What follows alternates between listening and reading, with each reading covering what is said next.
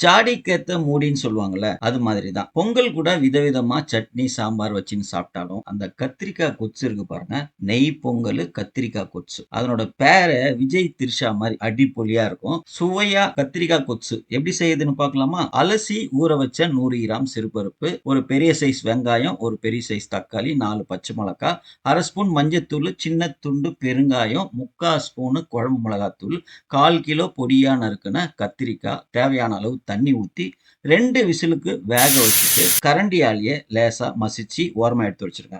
தாளிப்பு கிண்ணத்துல கொஞ்சம் எண்ணெய் ஊத்தி கடுகு, உளுத்தம்பருப்பு, ஜீரகம், 5 காஞ்ச மிளகா, நசுக்குன கொஞ்சம் இஞ்சி, 4, 5 பல்லு பூண்டு, கருவேப்பிலை நல்லா வறுத்துட்டு கொஞ்சம் போல புளி தண்ணி அதுல ஊத்தி 2 நிமிஷத்துக்கு புளி தண்ணியோட பச்சை வாசம் போற வரைக்கும் கொதிக்க வச்சுட்டு அதை அப்படியே எடுத்து கத்திரிக்காயில சேர்த்துருங்க.